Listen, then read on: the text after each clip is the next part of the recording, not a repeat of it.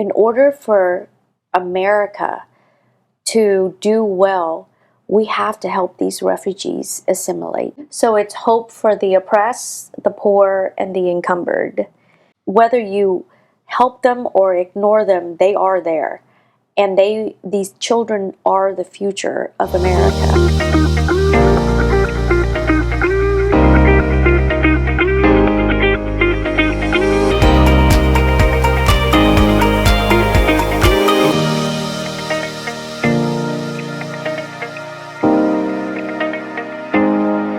Welcome to Hello World, where we help you to rediscover the good that's all around you. In today's podcast, we welcome a dynamic duo who are perfect partners in life.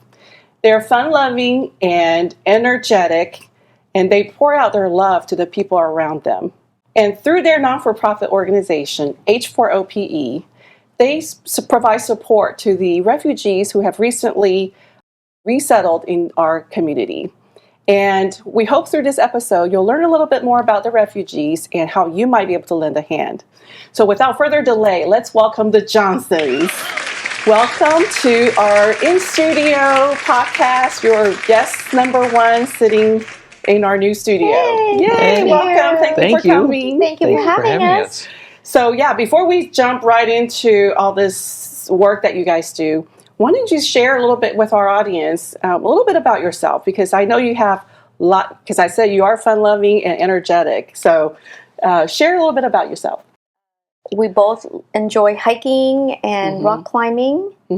So there's no rock climbing in Houston, so we do indoor rock climbing. Yes, you do. Twice a week. We work out together Monday, Wednesday, Friday. And we climb every Tuesday, Saturday. And most of our vacations are scheduled around hiking. Yes. Different parts of the country and other countries. And whenever I see your vacation pictures, I feel like the whole world is just the two of you in some mountains and some peaks of... That is how we pick a lot of our hiking locations. Yes. Is off the beaten path, away from the crowds. To get away. Living in Houston, we're around crowds all the time. So yes, we like getting away. Yes.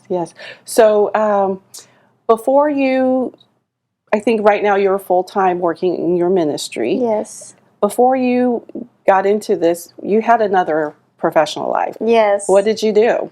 So I am a CPA, and I have been an executive for almost 20 years. But now that our kids have graduated, one is married and another one's getting married, it's allowed me to be able to cut some costs, and I can now do ministry full time, which is such a huge blessing because it's really what I'm called to do right now in my life. And so we've been able to make that work. So I am doing ministry full time. And David, you are? I feel like you're doing ministry full time, but some days it feels like it. But I still have a full-time job. I'm an IT manager, and I've been in that job for 20 years. I've been in IT for almost 30. Wow. And now you are still doing that, but spend a lot of time. All my non-working time is doing this.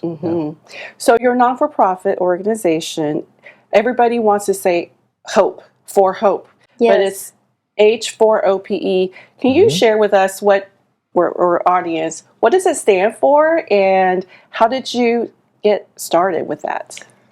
So I wanted to use the word hope, but for you to be able to find a name of an organization in the state of Texas that have not been used, it's very difficult to get an unused name to match with a domain name. It's very hard. Yes. So I thought if I added a number in there, it does help it, which it did.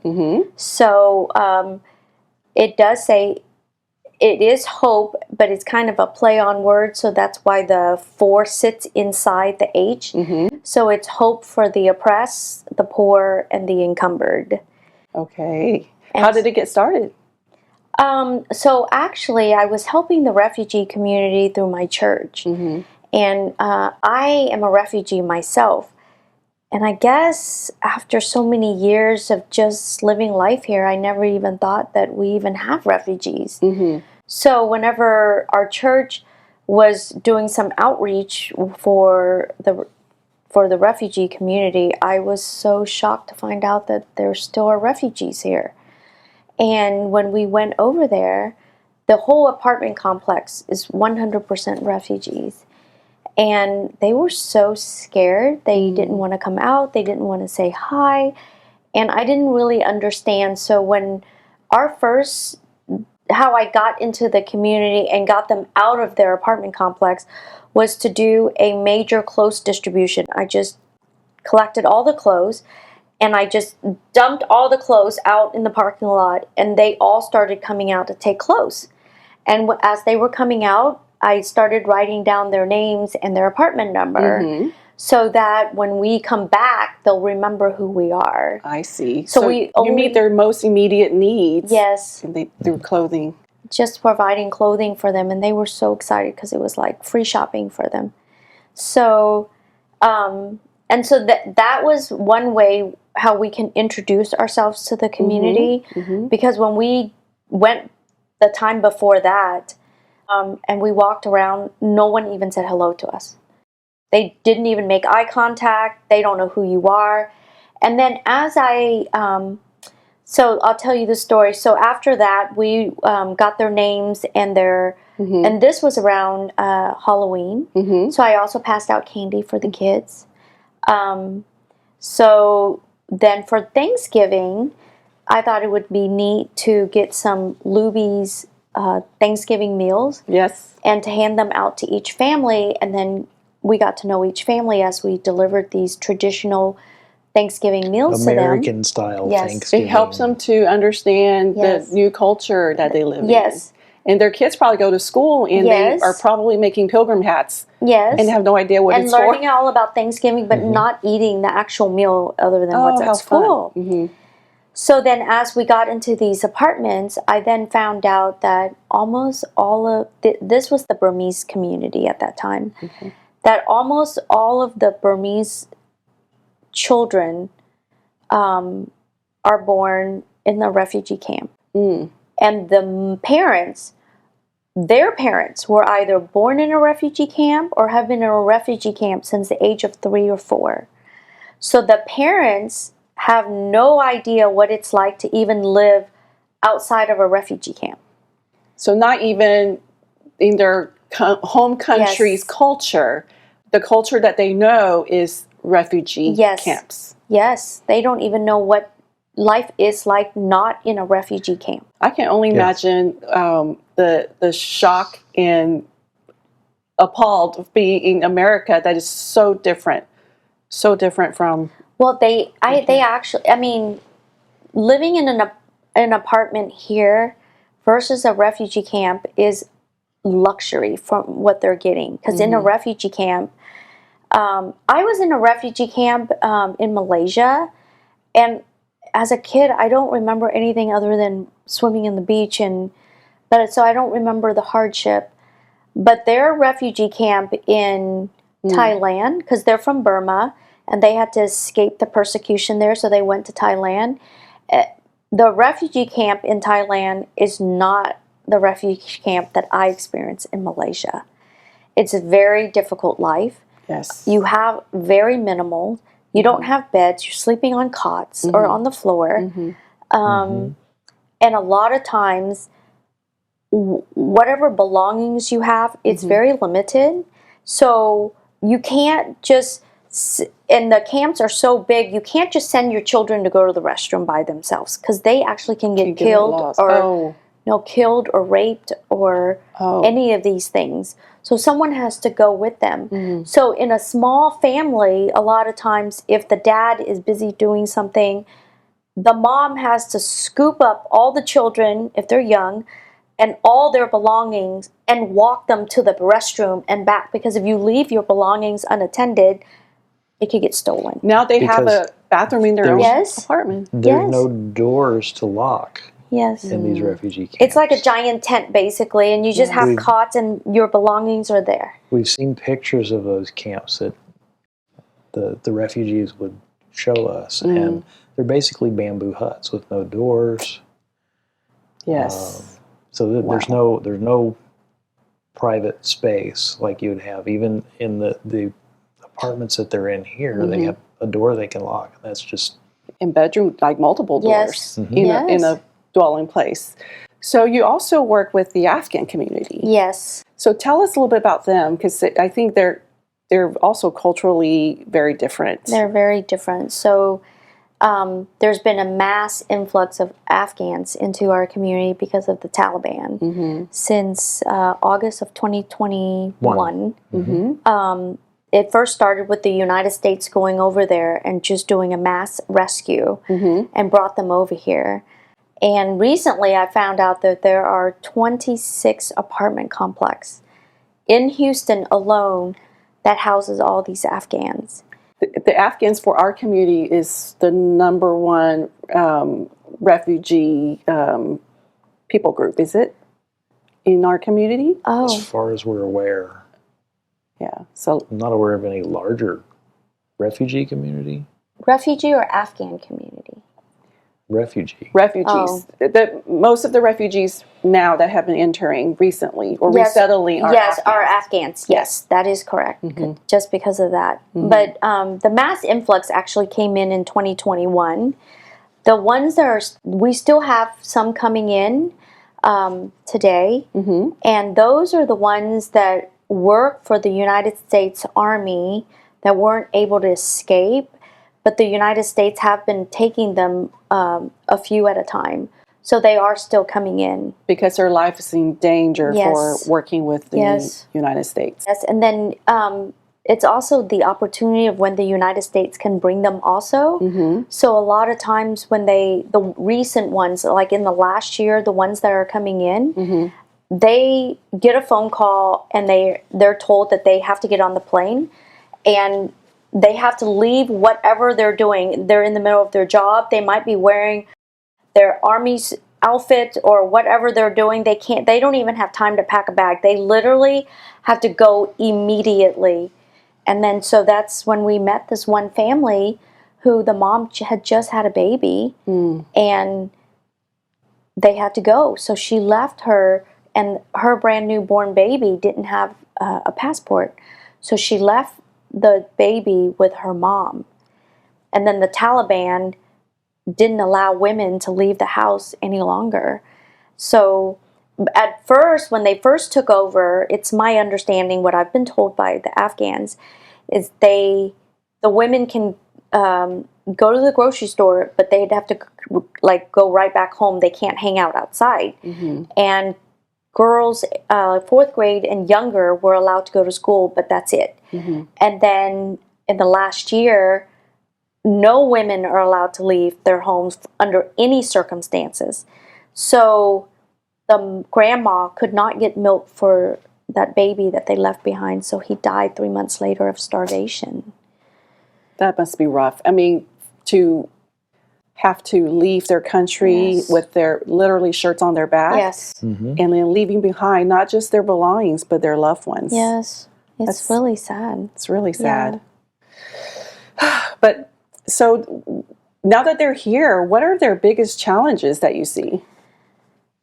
One, I think for me that's hardest for me to see is they don't normally. It appears that they don't normally value education, especially for girls. A lot of the girls don't even go to school over there before the time of the Taliban. So they are very laid back about getting the kids registered for school. So I've been having to really push the parents to register the children, especially the girls. They're very prompt in registering the boys, but the girls, they're just like whatever. And then a lot of the girls, because when they were over in Afghanistan, they didn't go to school. So I had a set of twins where the brother is in 4th grade, but the sister is in 2nd grade. because she didn't go to school in Afghanistan. So when she had to start in kindergarten, and when the brother came over here, he has been going to school, so he was able to start in 2nd grade. So there's a grade difference even though they're twins. Wow. I mean, I think they already know that they have differential treatment, but now here, because they will go to school, the girls who did not go to school and they're older than all of their classmates, it will have some kind of impact on them because, you know, no matter, I guess, what ethnicity you are, you do have that teenage years coming up and, and feeling different. Yes. And it's going to be difficult when they get there. Right now, you know, in elementary, it's not things they think about, right? They're just making it day to day, just trying to get their grades and living life. And I think that it'll have more of an impact on them when they're a little older. But yes. And so some of the ones that I had the privilege of working with you guys in the apartment, they are older when they came, and because they didn't go to school back home, they're in much lower grade. Yes. And they're already in their teen years. Yes. So and they're not able to read. Yes. And it's not just able to read in English. They can't even read in their own language. It's very challenging to teach them English when you can't even translate for them because they don't read their own language. Right. Wow. Exactly. It's hard. So now they come with just a few things on their back and maybe whatever they can carry. What are the greatest needs that they have that you guys are able to support or at least point them in the right direction? So when they first come here, they are provided an apartment to stay in with 6 months of free rent. And they do have food stamp for food, but that in itself takes a while to kick in. So sometimes some communities will come in there and help them. Some of their refugee representatives from various organizations will come in and help them. However, we did find a family where they didn't know how to turn on electricity. They had a handicapped child. We walked into their apartment, and it's starting to hit summer with no electricity, no food. They literally are in a complete empty apartment with this handicapped child. And so we immediately brought some rugs, some food, helped them get the electricity turned on. So the next, I think 2 days later, they did finally get electricity. But, you know, I think hardship for them right now is not unexpected for them. So I guess it's not as hard. But for us, when we see that, it's really difficult. So they're basically coming over here with nothing. And they probably didn't have too much to begin with. Yes. So I guess that's an interesting point that maybe their differential versus what we see is not the same as ours. Well, I think one of the big differences between the Burmese and the Afghan, the Burmese all came over here having lived for 10, 20 years in refugee camps. So they literally knew nothing. They didn't know anything about having their own furniture or home to live in and all the things that go with that. But all the Afghans that come over, they came from that. They had homes where they were with furniture and established lives and family around them. So they had an entire community that they were coming from. So their mentality is completely different. Yes. And, you know, so they know what they're missing. The Burmese had no idea what they're missing. They're starting from literally zero. They have no concept, but the Afghans do. So they're already, when they get here, they already know what they're striving to get. They want to get furniture, and they know what to ask for. Yes, they do.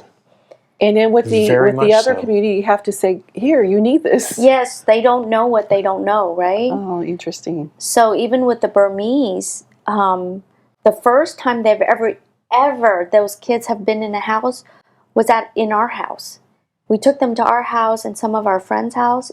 it blew their minds because they've never been in a house. They're like, this is the first time I've ever seen a house. What's a house, right? Yes. Yeah, it's not a tent, and you have so many I doors. think Yes. at least one of them went in our house and said, "Is this a furniture store?" They asked if our house was a furniture store. It's funny. Because you have a breakfast area table and a dining table. It's like, why do you need so many? Yeah. That's interesting. So tell us about the H4OPE program. It's besides grabbing them, furnitures and donations. You guys are there at least once, if not twice, or 3 times a week. Sometimes every day. Yeah. So tell us what you guys do through your organization. So our goal is to assimilate the refugees into our community. When I first started, so the Afghans and the Burmese are so different, as David explained. So with the Burmese, what I saw was the recycling of the use of welfare. Mm-hmm. So the family lives on welfare. They don't even know what life is like without welfare, right? Because they've only lived in refugee camps, which everything is provided to you, but in smaller amounts than it is here. So then what I saw was the older children would finish high school. They would get the same assembly line jobs as their parents, and then they would just move next door in the same apartment complex. And so the poverty just recycles from generation to generation at this point. Yeah, so, there was no getting out of that. But they don't even know what that looks like. There's no aspiration because they don't They know have no how concept to. of it. They have no concept. They don't even know what that looks like to even aspire to it, right? They just know this refugee camp, and then this is how my parents currently live, so that's how I live, right? That's all they know. Is that why you take them to your house to see that, hey, outside of these apartment complex, it's a whole new world out there that you actually need to participate in? Because one of the families that we work with, they arrived 7 years ago, and they are still living in the exact same unit 7 years later, and they haven't progressed at all. So I realize that it's very difficult to change the parents, their mindset. Yes. They're raised this way. They don't understand it. It's too uncomfortable for them to change. So that's why I decided they're focused on providing for their family. Yes, right now. And Basic it's too much needs. for them to. They don't have the capacity to move beyond just providing those basic needs. And those needs that comes every day. Like you got to eat every day. Every day. So it's very difficult for them. And then it's difficult to also change older people, as you know, 'cause they tend to be. I know. Yes. But I do too. And so, and then it's harder for them to learn English, to now try to get a career or do something different. So that's why I decided I'm going to start with the children, because they are our future generation also. And they're going to be the ones to get their parents and them and then their children out of poverty. We visited colleges. We take them to the movie theater. Last summer, we took 50 refugee children to a movie theater on a bus. And of the 50, only 4 kids had ever been in a movie theater before that. Wow. We take so many things for granted. Yes.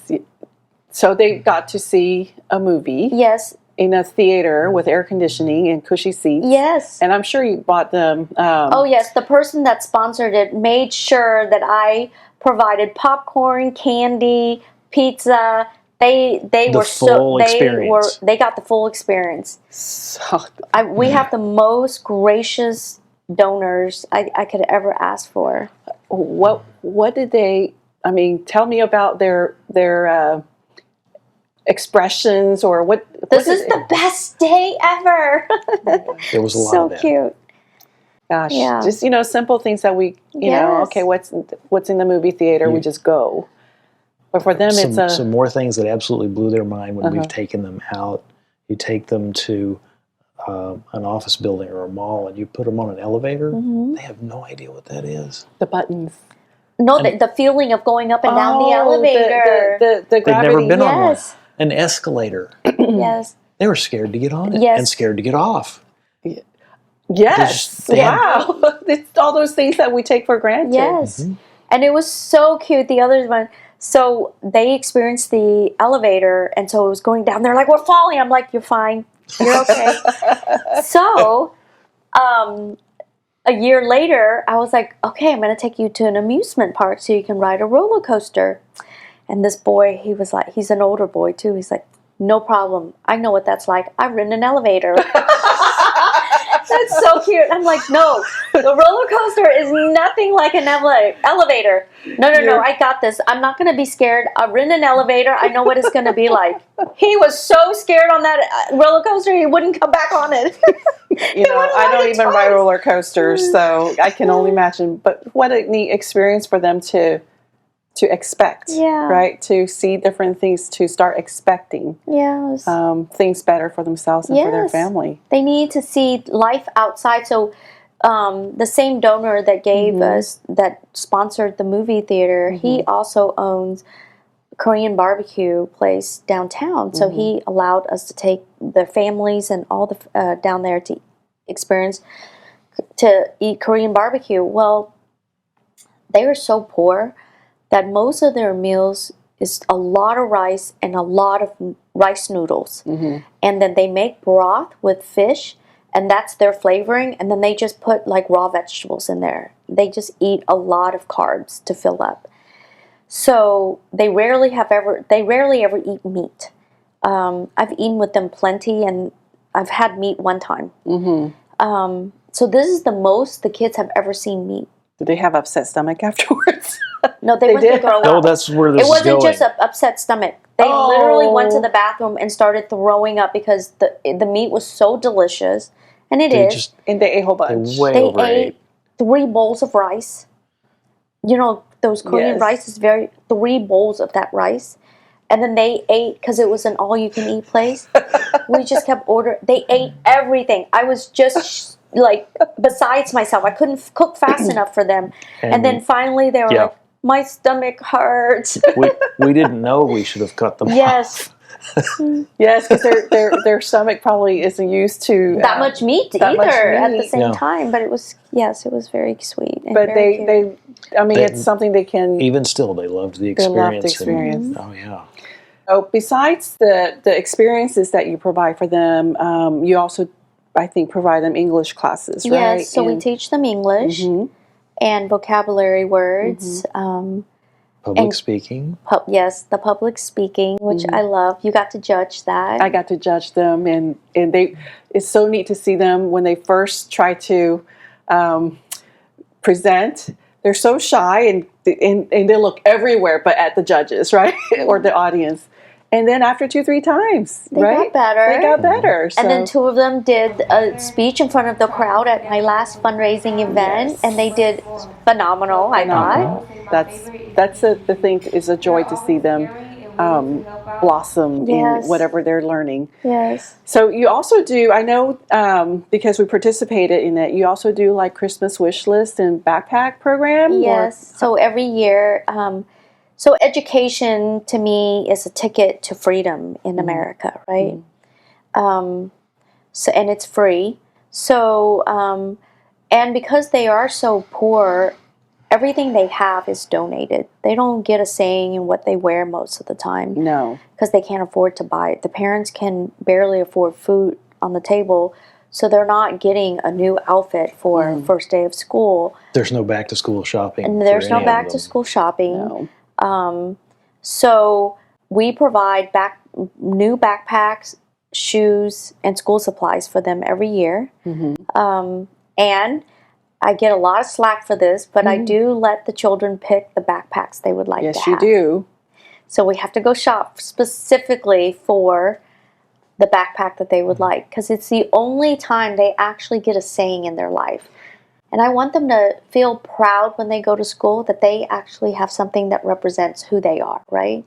Whether it be Spider-Man or Princess or just their favorite color for this year. It makes them so proud to go to school, to have something that that's them this year, right?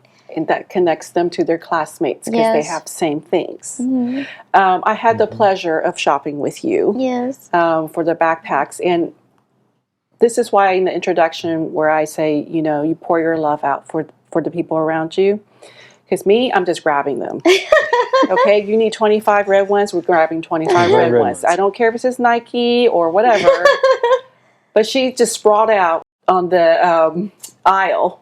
Okay, never mind, there's other shoppers. Okay, she sprawled out on the aisle, with all the different backpacks, and she's looking at her list. She goes, no, she needs something more sparkly. This one's for her, and really care about each individual child and what they will like and don't like. So this is not just check the box. That you really love them and you want them to have that one thing or two things that they can feel proud about at school, because they're probably going to show up in some hand-me-downs or things that doesn't make them connect to their class, their non-Afghan or Burmese classmates. So I just touched my heart to see that. So of course I was more patient with that shopping spree. Well, I thought you were really awesome thing is those kids know that we love them. Yes, they do know. They do know. In part 2 of Hope for Refugee. You're going to donate something. You need to donate it where you yourself would want to use it. Committed volunteers that are willing to go every single week to help you. That is difficult to get. What are some of your most memorable experiences? I was very stressed from work that day. It's time for me to go to see the kids. And I was so stressed and frustrated, just thinking, oh gosh, this ministry is wearing on me because I have my job and that's my current responsibility to my boss, and I have all these problems. I'll try not to cry. But she hugged it so tight. She's like, this is my very first pair of shoes I've ever owned. And I just thought, And that brings us to the end of another exciting episode of Hello World. Please support our podcast by hitting the subscribe button. Also, don't forget to smash that like. Your likes will help our podcast reach more awesome people like you. Lastly, tap that notification bell to receive instant alert whenever we drop in a new episode. We can't wait to see you again on our next episode. Until then, keep on being a positive force in this world.